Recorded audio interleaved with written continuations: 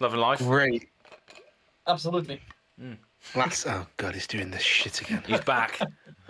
He's happy. This is what broke it last time. I'm telling you. It really was, yeah. It's messed around with his. I have stable internet for. Let me just.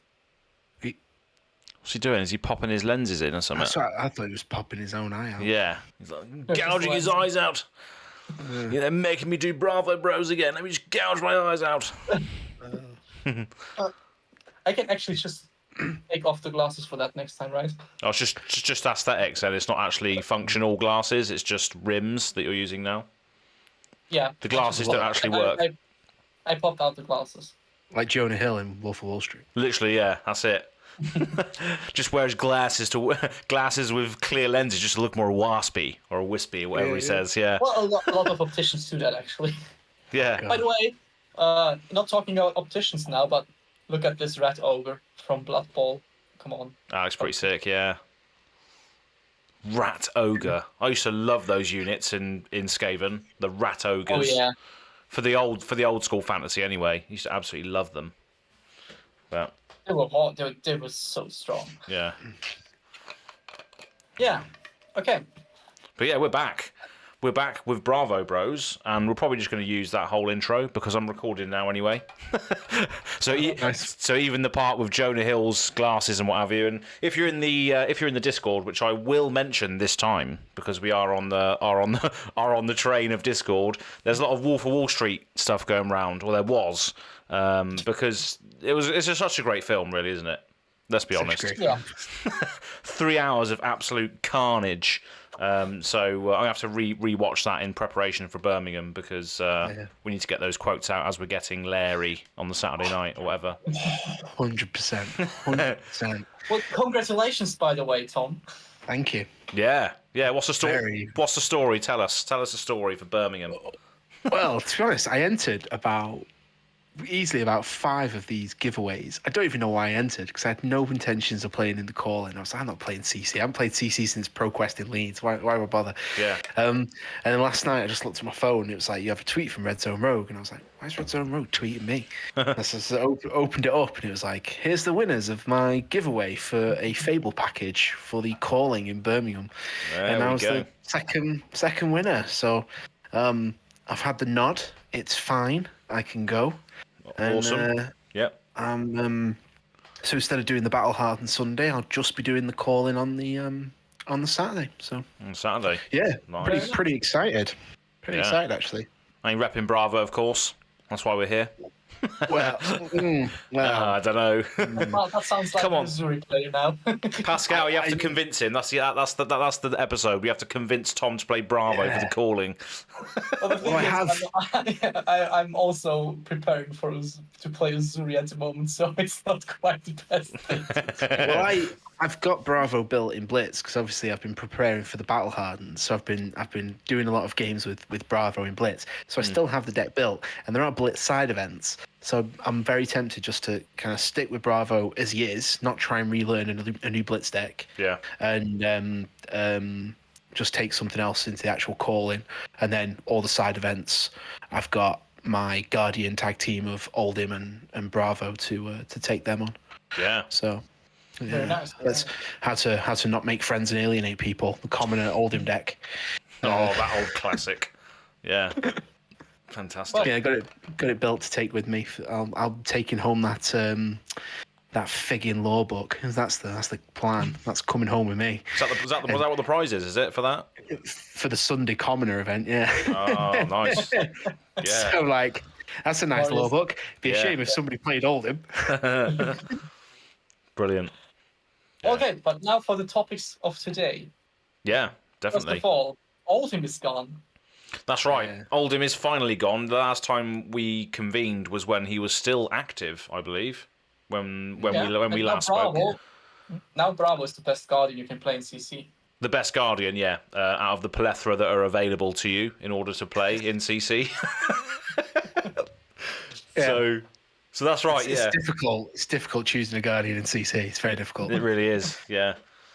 So that is it. There, that is correct. That's a good place to start. Is that the only Guardian that you can play in CC now, which is obviously the format of a lot of people's choice for competitive events, especially, is Bravo. That's the only option that you have now. So, as Oldhim players, how are they gonna adopt Bravo? Would they adopt Bravo as trying to sort of do the Oldhim thing, or what is their approach now? I don't think so. I don't think so. Yeah. I think people were on Oldhim because he was, quote unquote, the best deck. I don't think there will be players who are there like I'm an Oldhim fan because when Oldhim was previewed, I was like, oh my god, this guy's awesome. I'm there. Oh yeah. But like people who like you tryhards, they'll just find out who the next best deck is and they'll just sell up and move on. If that's going to be Lexi, Icelander, whoever, they'll just jump on that. I think I don't foresee it being like Oldhim's gone, let's play Bravo. Yeah, that's a good question, isn't it? It's just like if someone says, "Oh, I'm an Oldhim main through and through," they're going to be a little bummed out. Like if Azalea went, for instance, what am I going to do? Am I going to go to Lexi or am I going to try and find another hero? It's for those people that identify with Oldhim. Do they then try and put that energy or that Guardian knowledge they've had into Bravo, or do they just try and find the best deck? There's quite a few different types of people, I guess, wouldn't there? There's the people that want to get just the next best deck, which is adjacent to what Oldhim is, or there's the people that are just so used to Guardian that they feel like they have to do Bravo. They can't do anything else. I think there will be both of that, and the majority will definitely be the pro players that try to find the next best deck, which seems to be still somewhat about Lexi, I think. Yeah, I think so. Look at the results. Still, Lexi is pretty good, and I think most of them are going to switch to Lexi or maybe Dromai. Dromai is also very strong at the moment, but we'll see. Vincent doesn't seem to perform as aggressively as people thought. I still think she looks great as a Guardian. Yeah. With what, just like OTK rune chant style, or not just defend completely OTK, but defend, build up your rune chants, and then swing with then rune gate stuff. With rune gate stuff with few big hits. Yeah, I think that's the way to go for it. It's just that banish, like you have to banish at the start of your turn, so it's just like if you can't pull that out the other end, it's going to be quite hard, isn't it? To like hand composition. You can just block, banish one card, block with full hand, and play that card from banish the next turn. When you have that's if they can. You have enough. One of the I played against and obviously it's Blitz, not in CC, but I played against Vincent for the first proper time last night actually, and I as soon as I hit that crippling crush and they had one card hand going into their turn, I was like, do you know what? I'm not really worried about this game. and literally they didn't even get to the end. They conceded. They're like, I'm not getting past this, am I? I was just like, no. I just think Vincent is not solved yet, and the people that are trying to build her aggressively don't really build her the way she was supposed to be built. Yeah. Just look at the hero art of her adult version. She's being in this metal suit. Iron Maiden, absolutely. Yeah. She's in the Iron Maiden. She's like try to destroy an Iron Maiden from the outside or from the inside. It's not that easy. Yeah, I think that's the thing. There are a lot of people that are looking at the quote unquote shadow rune blade, and that's what she is. They're trying to do the chain thing, aren't they? They're trying to make it super aggressive when it's not supposed to be that. And you can tell by the flagship cards, like the something of ruin or the something of annihilation or whatever. They are pure mid-range cards. They trade really well, and they take a card away from your opponent, whether that's the deck, the hand, or the arsenal. So that's what I mean. It seems to me like it's going to be a mid-range, late game sort of style thing. But it's still being solved, as you said. But I think Bravo, circling this back to Bravo, is quite good into stuff like that, because obviously if you force them to discard cards and then suddenly they have to then banish their only card or make that horrible. Tell that to Uzuri, which is also exactly. Yeah, exactly. But Uzuri is like very easy to play into Bravo. in my opinion. These are my two main decks, and I have to say, Uzuri wins most of the time. In that because she has matchup. on hits in that matchup. Because Yeah. she has on hits and Brawl has on crushes.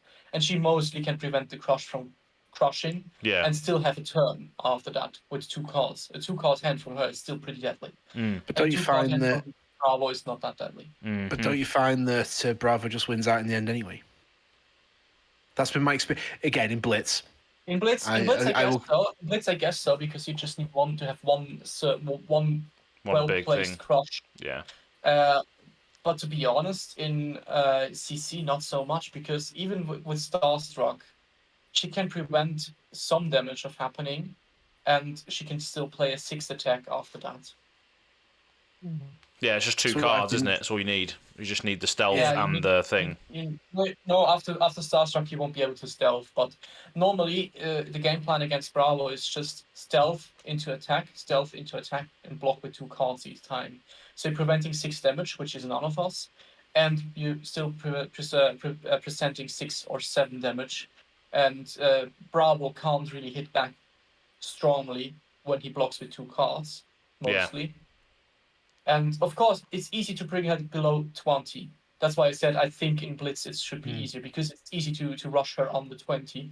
But at some point she can recover and have on hits that destroy your turn, so you can just unorthodox pass, because she destroys your hand so bad.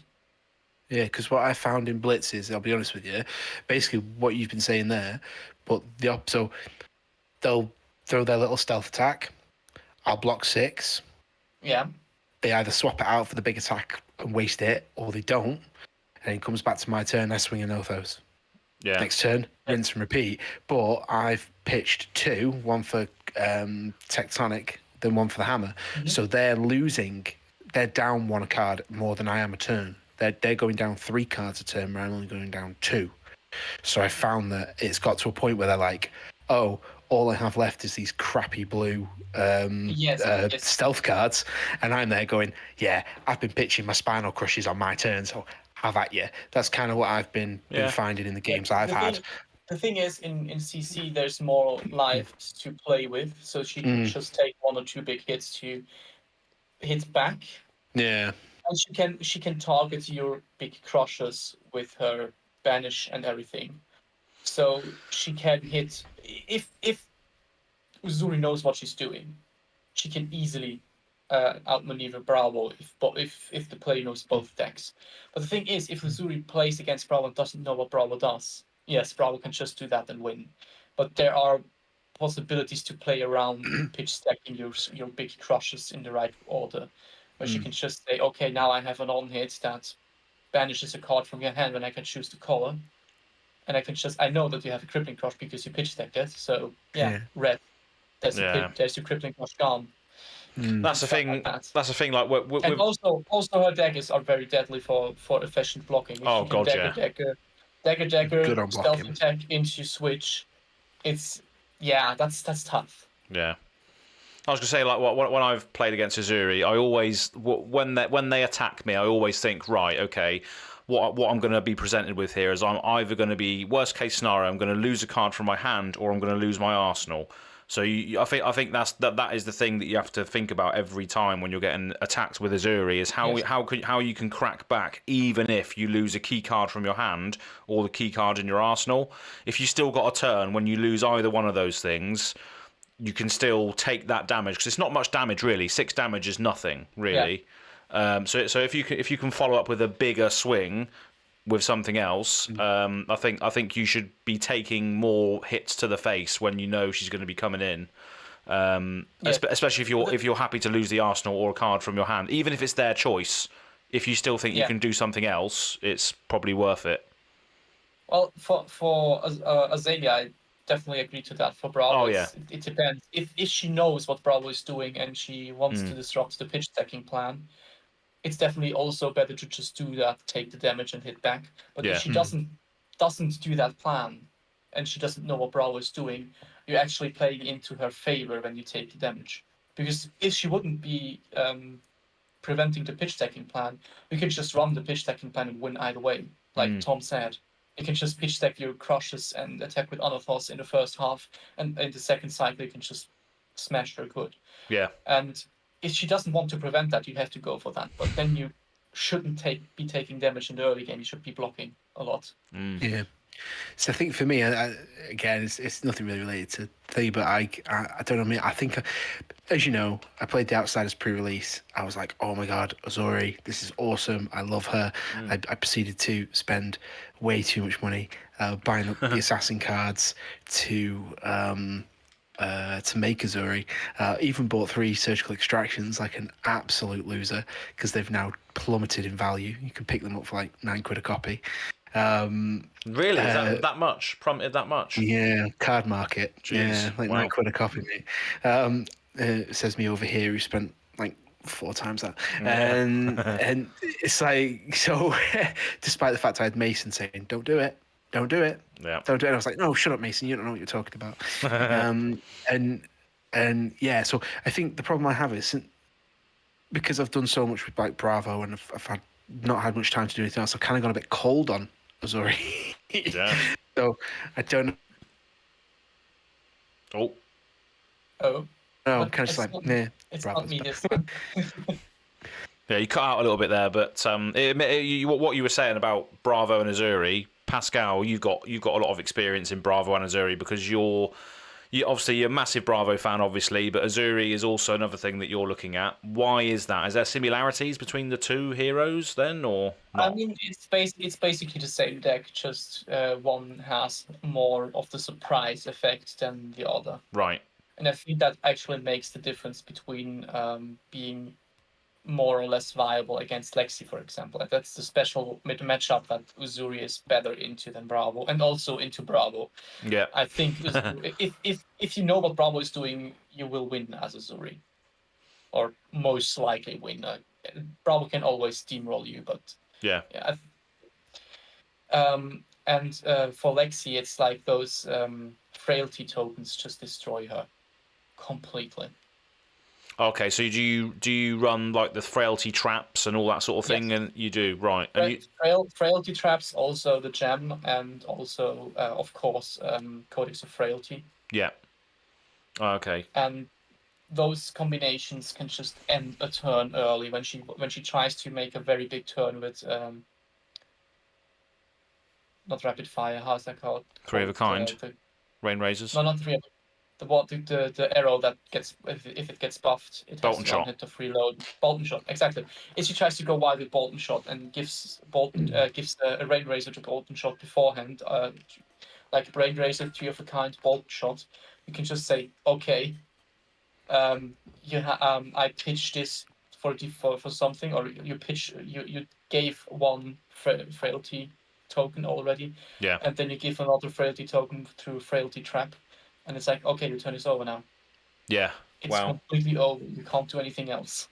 Yeah, and that's only that's a defensive option that only assassin rangers have, right? The frailty trap. Yes. And with that, with the frailty trap, I did win so many matchups against Lexi, which I would have lost with Bravo because I didn't have this disruptive ability in the opponent's turn. Interesting. Yeah, so frailty's the main thing then that's combating the meta deck that is Lexi. Even though she's had a curb recently, which obviously killed Azalea as well to a certain degree, with the bullseye braces ban, which I'm going to be speaking about on the Azalea comp. Which brings us to the second point, I think. How is Bravo in Post-Oldhim world? I think Bravo is in a very good place. I just think Uzuri and Bravo are pretty similar, and in my opinion, or from my experience, Uzuri plays a little bit more stable, but Bravo has just the ability to go over. For example, how do you deal with Viserai on Uzuri? You can't. You will just lose. How do you deal with Dromai on Uzuri? You can't. You'll just lose. You have this semi-relevant decks, or Dromai is pretty relevant actually, and these are close to unbeatable with Uzuri because everything is an on-hit to a player and not an on-hit in general. And Bravo can just pop everything and hit back, which is makes it way easier. That's why I think he's in a good spot. I'm I just want to learn how to play with Zuri. That's why I run her at the moment, really. Yeah. I got back to Bravo for testing Starstruck, and Starstruck is such a good card. Jesus Christ. Really? I can't find a slot to put it in Blitz. In Blitz deck. I can't. I sit there looking at my deck going, I can't justify taking any of these out for Starstruck. just cut Crippling Crush at this point. What? I'm semi-kidding about that. I'm not too fond of the meta in Blitz, but I have to say it is so good into every relevant deck in CC. So you need to run it because it has a bigger impact than Crippling Crush in CC, in my opinion. Oh, really? Well, yeah. It stops more turns, and it is also pretty efficient if you need to block with it. You can still bring out a smaller Crush for free. If you have one seismic surge block with 2 cards, make a second one. You can pitch 1 red to play a 3 cost, or you can pitch 1 blue to pay for Spinal Crush or anything. You can still come back after a very, very good turn of your opponent. Yeah. It just gives it versatility that is pretty good, and it also pays for a pummel. That's also nice. Yeah, so I'll flash it up on screen now for people that are watching this. So Starstruck is obviously a card that has been spoken about at length, but obviously we need to cover it on here because Bravo Bros, obviously. So it's a yellow pitch, 7 cost, 3 block, 10 attack. Bravo specialization. Obviously, he's got some sick art of him squaring some demon in the face there with his glowing fist. Lovely old job. And it says, Crush effect. When this deals 4 or more damage to a hero, the only attacks they may play or activate during their next turn are attacks with base power greater than the damage dealt this way. So Crush obviously triggers on 4. So if they take the full 4 damage, they can't play any 4 power attacks. That's right, isn't it? Yeah, they can only play 5 or higher. 5 up. And mostly at the point where you take the Crush damage anyway, you'll take more than just the Crush damage. Yeah. Because you can keep your equipment to prevent a whole Crush from happening, maybe later on in the game. So you take more than 4 damage. You take, for example, 6 damage, and you can only play cards with base power of 7 or higher. And in any aggressive build that runs around in the meta in CC at the moment, that's complete turnover. Yeah, very much so. So it's pretty sick. Obviously, very, very relevant into a lot of the stuff that's running around at the moment. And obviously, it has that added benefit of the unity as well. So when that defends together with the card from hand, so if you block with this as well as another card from hand, you get a Seismic Surge token under any number of heroes' control. So you can use that in multiplayer, but we're not going to be speaking about the use there. You can also just give your opponent a Seismic Surge token. I mean, just imagine how crazy it is to have Alexi with a Seismic Surge token. Oh god, yes, OP. Yeah, absolutely. But as you were saying there, also, it can be used fairly well defensively because it reduces the cost of your next thing when it cracks, and therefore, depending on what your hand composition is, you can swing back with a Spinal for 1 card if you have the blue, or you can do like loads of different lines that open up as a result of creating that one Seismic Surge. You can also pay for a Crippling Crush if you have 2 blues left in your hand and the Crippling Crush in the arsenal. Yeah, so that's still pretty good. Yeah. I mean, of course, you mostly want to dominate your Crippling Crush, but there are certain decks that don't really want to block anyway, where you... So you just throw it out. Yeah, exactly. Throw it out and get an extra turn after that, which buys you time. Yeah. All of the times if you do that. It's not the best thing you can do, but it sometimes helps you to get to the next round. Yeah. So... Well... Yeah. So what should people look at taking Bravo into the post... Dusk Till Dawn meta? Well, does Bravo hurt the new heroes is one of the main questions. The new heroes that are out there. People aren't really playing them yet, though. let's first talk about the elephant in the room. There's a new Prism. Prism is like the worst matchup. What's the worst matchup for Bravo? Yeah. And I think the new Prism doesn't change that. Because she can still just run Iris and the whole Aura pack. Yeah. And just destroy Bravo at this point. Yeah. She doesn't need any new cards. You can just play the old Prism deck with the new hero and you're good. Because you still got Arclight and everything. Because it had nothing to do with the ability of Prism. Her decency. It was the cards that made it decent. It was Luminaris and that type of jazz. It had nothing to do with her pitch to get a Soul Shield. There was nothing to do with that at all. Completely irrelevant. Yeah. normally I brought down Prism to like 15 to 10 hit points, so even the less hit points don't really matter that much, because she can stabilize before I can kill her most of the time. But does it not make a difference because of Luminaris? She doesn't have the old Luminaris now, though. She has to kill you through that. The win con of that 1-1-1-1 is gone. The thing is, after Prism was banned, some people brought young Prism to the Nationals in Australia, I think. That's right, yeah. And did go pretty good against all the Guardians there. Of course, it was full block Oldhim, not Bravo, so yes. But even in CC, Illusionists without Luminaris and with Iris were able to survive pretty decently against Guardians with 20 hit points in total. Yeah. So I think 32 is way more than enough to deal with Bravo as a Prism. But the thing is, I think she loses to everything else in the field. Yeah, it's just one of those things. It hasn't been figured out yet, has it? Hasn't been figured out yet. I don't think that she will be that good. I think with Dromai out in the ring, Dromai is just a better illusionist at this point, because even if you can do everything perfectly with the Angels. Yeah, it's just the fact like, they don't block, do they? The Figments side of it doesn't block. The Figments themselves are expensive to play. If you draw them, you have to be relying on the on-hit effect to go and get the thing to play it optimally. Yeah. There's a lot of moving parts to it, and the fact that she doesn't have much life and she doesn't have many cards that block because the Figments don't block, plus the other instance that she runs in her deck also don't block. It's a bit of a weird one to figure out, but I'm sure someone will do it, or they'll just run the old Prism with all the blue auras and all that sort of thing. The old ways.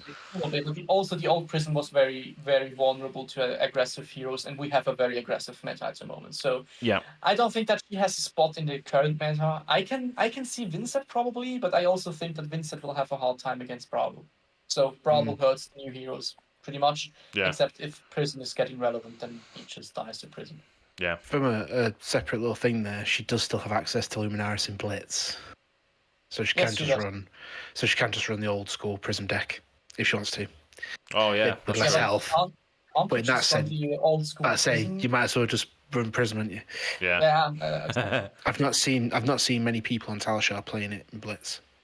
I've seen a lot of people playing Vincent, but I've not seen many people playing Prism. I'll definitely try Vincent in Blitz, because the new Blitz rules are cool with the sideboard. I like it. Oh, what's your thoughts on that then? Because I put out a video which I famously did wrong. I love it. It's so great that we have now the possibility to get new players into the game. Nice. With a smaller, fast-paced version of the game. Yeah.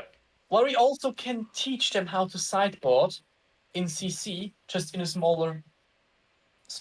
That's great. I didn't think about that. Not as many possibilities, so not as much to think about as a new player. Of course, when you're professionally playing it, it's way harder to think about which card to actually put in the deck. But if you're a new player, you don't have as many possibilities to think about. You can just choose some cards for the sideboard, some equipment, so you can switch around and you learn how the game plays.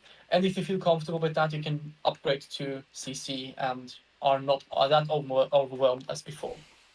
And also, Blitz doesn't suck as much because you can somewhat prepare for the sideboard. You can shore up your bad matchups. You can bring the Oasis. You can bring the Oasis Respite against KO. There it is. Yeah. So it's not a sideboard. It's the Oasis Respite slot. Let's clear that up. Not entirely. Also, I'm glad to use more defense reactions against the Dory or a Kasai as a Bravo, to prevent on his after the reaction from happening and destroying the turn in their turn. But it's mostly Oasis Respite, which helps you out in a meta where you can just run arcane damage all the time. But yes, the new version, or the temporary version for the next skirmish season, seems to be a very good version for me to actually bring new people into the game, and also to start enjoying the Blitz format. That would help to get new people into the game, because I actually completely didn't like it at all.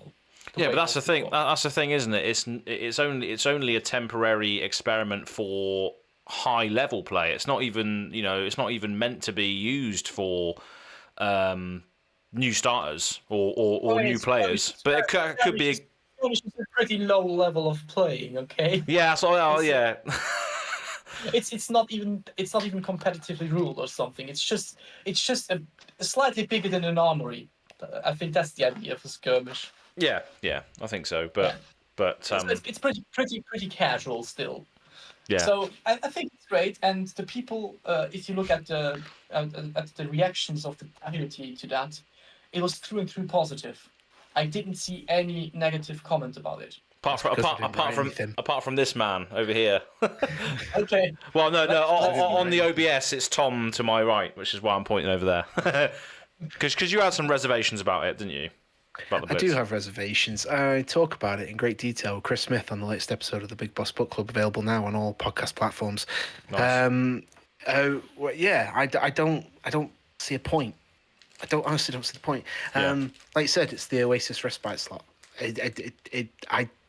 So I had this argument, not argument, but this conversation. So you say most heroes now 5 to 6 cards equipment. So you got your 5 to 6 cards equipment. You then have your arcane barrier, 3 to 4, because you know Kano's a thing. And then what are you doing with the 3 cards you have left? If that, 2 cards maybe that you have left. Oasis Respite, that to me isn't sideboarding. That's just, I'll take out my Sink Blows and I'll replace them with Oasis Respite to play Kano. That's it. That's it. That's the whole reason behind it. Kano is not that oppressive anymore. It just doesn't feel like a sideboard. The thing is, it gives you the possibility. I'm not saying this is going to change much in the competitive scene, because yeah, you're completely right. In competitive scene, people will just run. It's just an Oasis Respite slot at this point. Most just that, but it also gives you the possibility to run like 2 different small strategies with your deck, where you just switch out. You say, okay, I just use my main equipment and don't change any equipment at all, and use all of these sideboard slots to try out different strategies against different heroes. Maybe I know Bravo blocks a lot, so maybe I have something to decrease his D-react value, or to make it harder for him to use D-reacts. Yeah. Maybe slot something in like that. Yeah, as an Azalea player, and you know, if I was looking at playing Blitz, I could put in things like Dreadbore and that now, because you know it just gives you more slots, and yet Azalea equipment is always pretty much the same, no matter what the matchup is. So if you want to run a 4-card equipments, so obviously your chest, arms, legs, and feet, and then your weapon, that's 5 cards. So that Azalea's different though, isn't she? Because she's got Arcane Barrier built into a few of her equipment. She's a bit like Dash with the legs. It's got Arcane Barrier built in. So there are 100% there are people who are going to get full value out of this move. But then there are people like Ninja that won't. Yeah, true. Yeah. Well, that makes it closer to the situation you have in CC. Maybe you can just I mean, in CC, Ninja also has the same problem. So if you want to run AB, you need to put in more armor and have less sideboard cards. Yeah. But there's 80 cards in there. Yeah. My argument was to make it 60 cards, and then you did actually have a sideboard. I would my guess would have been 55 cards. Oh wait. Oh, 55, 50, or 56. Keep it even. Yeah. 56. Keep it even. 56 cards. Yeah. So you have your full equipment, some sideboard equipment, and like 4 sideboard cards. Then. Yeah. That would be I think that's more it. I think it was just the number. So it's like you can have 52 cards. 52 plus hero, yeah. And I was like, I was looking at Bravo, and I was like, I'm not making any change. I'm not making. Well, I'm not even putting that in. I've got Arcane Barrier 4. I haven't lost a Kano since putting in Arcane Barrier 4. Win more That's probably why not? Yeah. If I can, as soon as I upped my Arcane Barrier from 3 to 4, I haven't lost against Kano. The thing for me is, it's a step in the right direction, because Blitz completely without the sideboard is boring for a lot of people, me included. And I see this as an opportunity to actually have a slight influence on matchups. Like, okay, I can decrease the amount of Arcane Barrier and maybe fix a matchup that is way harder, like for example Prism, and bring something in against Prism. I can decrease 1 AB, put 2 Oasis Respite in, and maybe have 1 slot for Prism to even out that matchup a little bit. Just that you have the possibility, even if it's just an illusion, to have an Well, influx like I to it. said, I like the idea in concept. It's more the card number that made me like, this is completely pointless. Like I said, If they up the number a bit, I'm 58, all something for like it. that. Yeah, I agree with you on that. But I mean, this is a step in the right direction. We can also get more cards when we pressure them even more. Now we pressure them to a sideboard, and that's the first step of getting a good blitz. Now we need to continue pressuring them on more cards, so to give us our 60 cards. Just give them keep giving the players more access to more things. They might want to make that step up to the next format, which is obviously CC, isn't it? Yeah. People are like, okay, this is a nice idea, but it's not enough cards to actually do something with. Well, there's an answer for that. It's CC. You see, or we put in more cards for the sideboard in Blitz, so you can start Blitz in a comfortable way. Yeah. Maybe it's just daydreaming from my side. That's also possible, but I've seen that this is a step in the right direction where I could potentially start liking Blitz. Another thing as well is it is positive towards the people that play with the same people every week, right? Your armory or whatever, you go to it.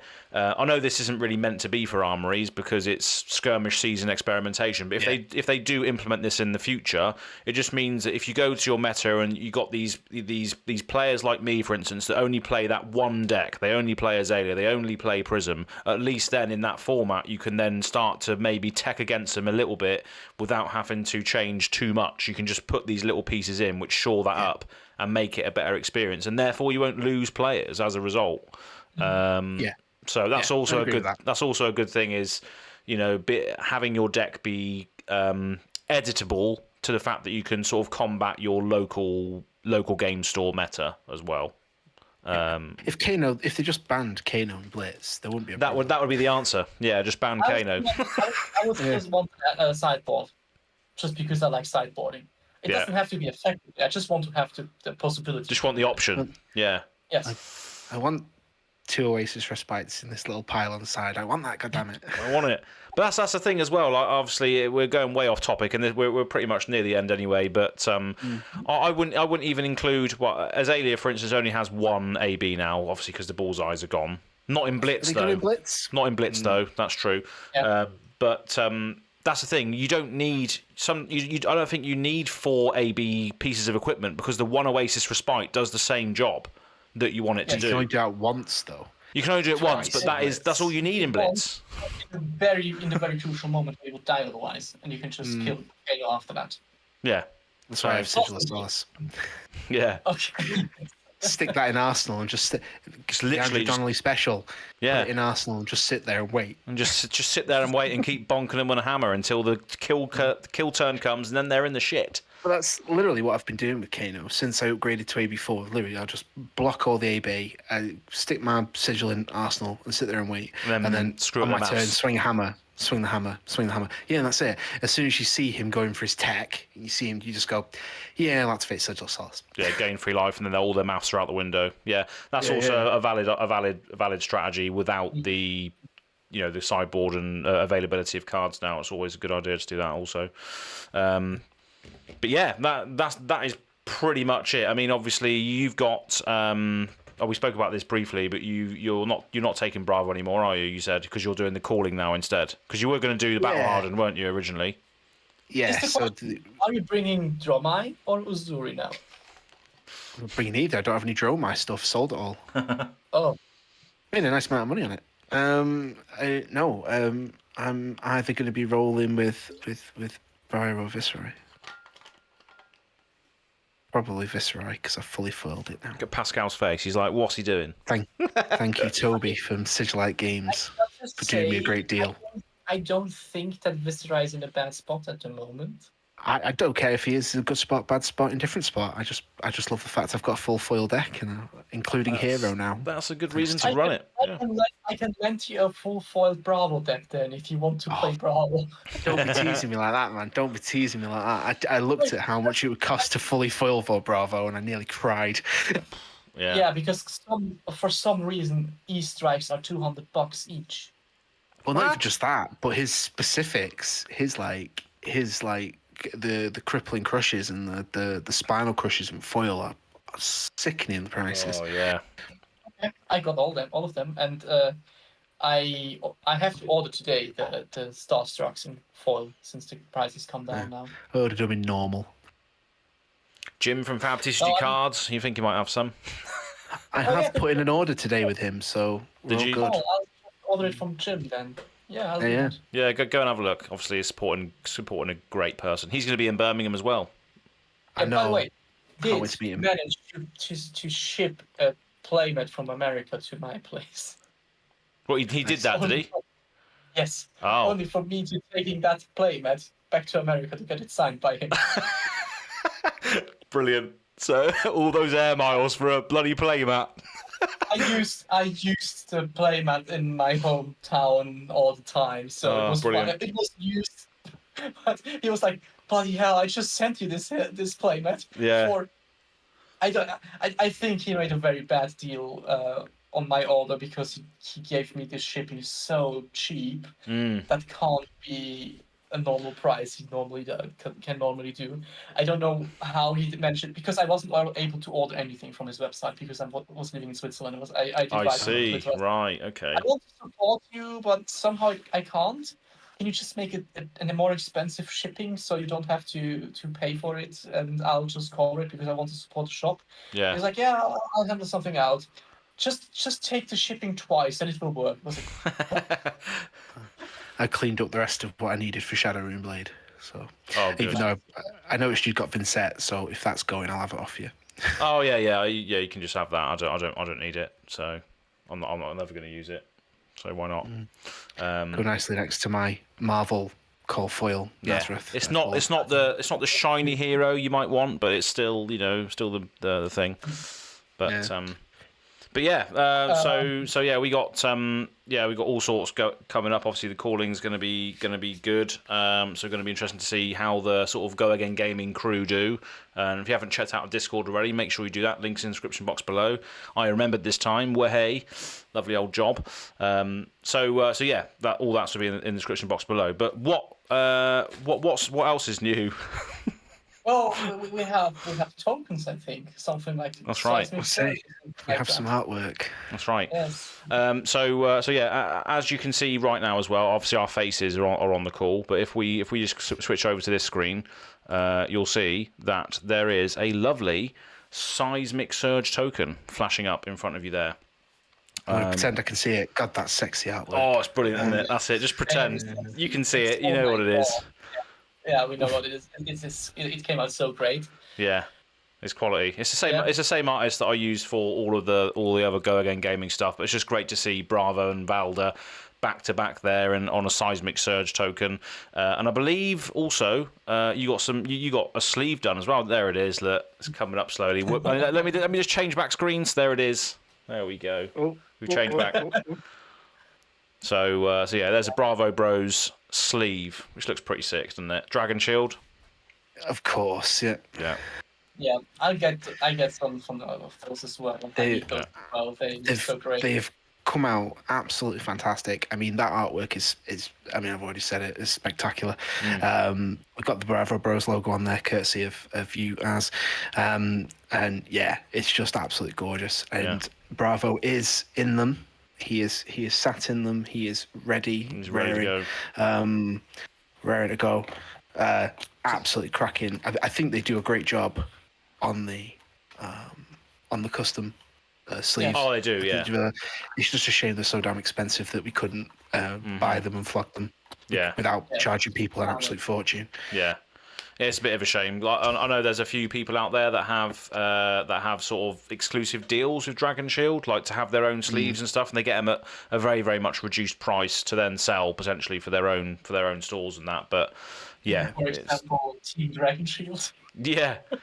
If you're watching this, anyone from Dragon Shield, approach us for Bravo Bros and all manner of other sleeves. But yeah, so another thing as well, you can see this on the screen. But here are the tokens that we're all getting, right? So obviously there's a pack of them here.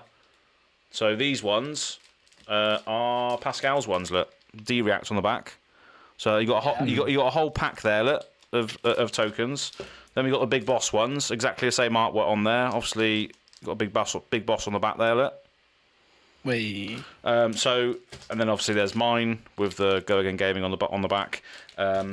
But if you find us at events and stuff, or if we want to do a giveaway now or whatever, or through whatever, your socials on Twitter or Instagram, which we'll shout out in a moment, we will be giving these away to people that say hello to us or engage with us or engage with Bravo Bros in any way, really. So make sure you come and get some, because they're just lovely ways of representing a seismic surge, right? Yeah. Oh, yeah. Absolutely cracking. Yeah. They're just, yeah. I'm speechless. Do you know what I mean? Like, when I first saw the artwork, we obviously, it was a slow burn process. You were sending us the messages every day, like, this is the new one, this is the new one, this is the final piece. The first sketch was already like, oh my god, this looks great. And then the first color was like, okay, this is it. This is the finished product, I guess. Because I wasn't really reading. I was just looking at the pictures, like, okay, this looks great. And then you were like, this is the final product. And I was like, oh my god, it's better. Yeah. I like the fact that we're just like, when I said, can you get it with the Bravo Bros logo, and he sent it, like, we doing that? And like seconds later, I responded with the screenshot of the Dragon Shield order. Yeah, straight away. Like, yeah, exactly. Yeah, it's like these bad boys are already on their way, mate. So it's great. Yeah. And speaking of which as well, obviously you'll be able to get these tokens in person if you meet either or any of us at events. Obviously, me and Tom are going to be at the calling in Birmingham. Pascal, are you going to Worlds or not? Is it tough? Is it a tough one? It's a tough one, yes, because it's also Friday, Saturday, so I have to take 2 days off work, or even 3 days off work to get there. Yeah.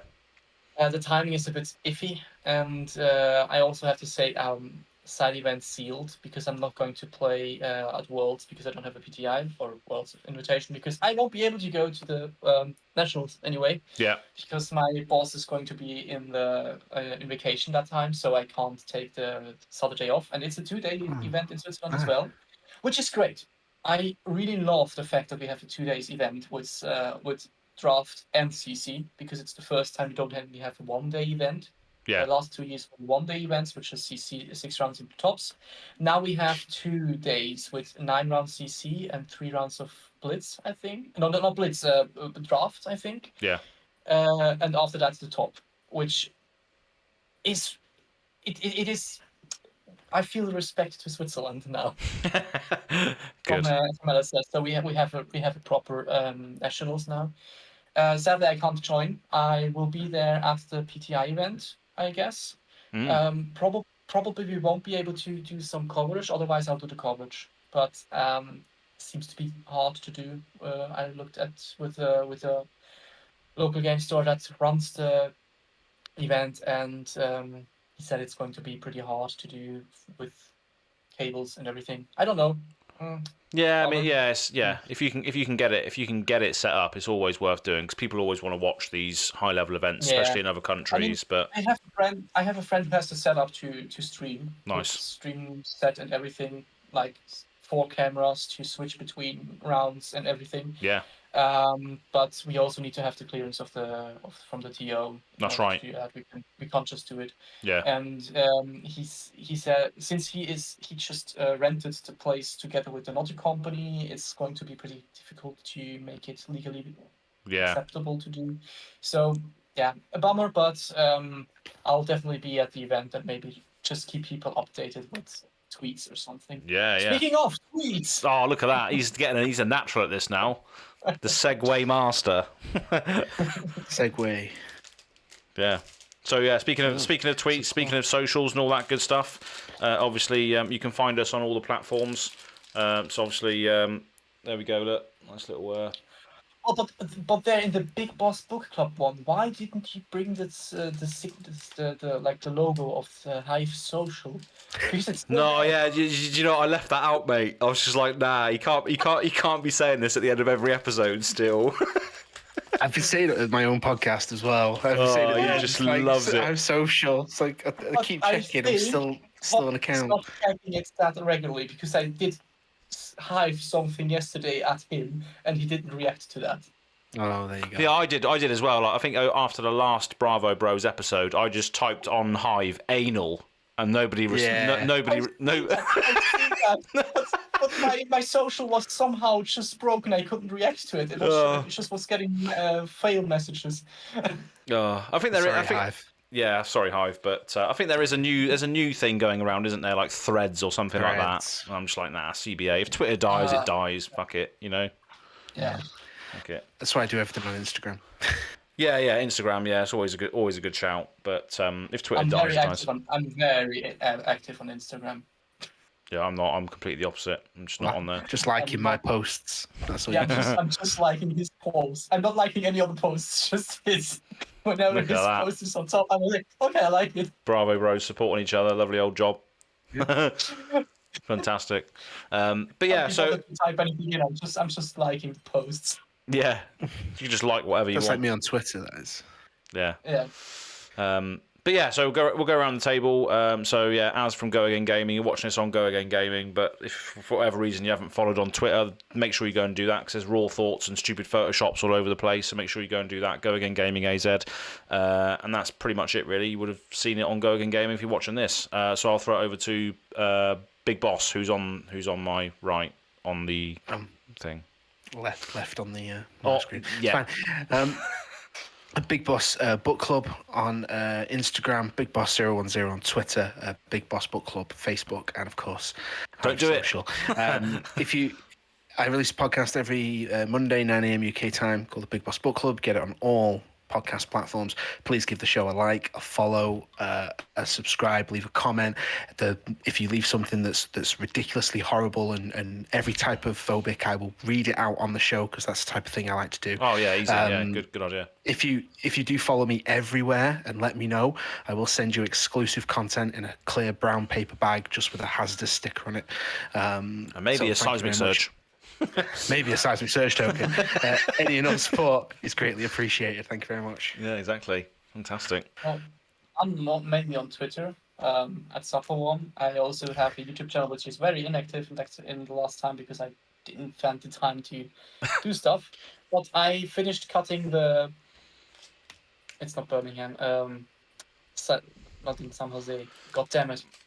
What's the other one? Baltimore. Baltimore is the other. Baltimore. I finished the Baltimore video. It didn't turn out great, but it turned out pretty okay. I'll upload it. Just upload it. I want to see what you got up to.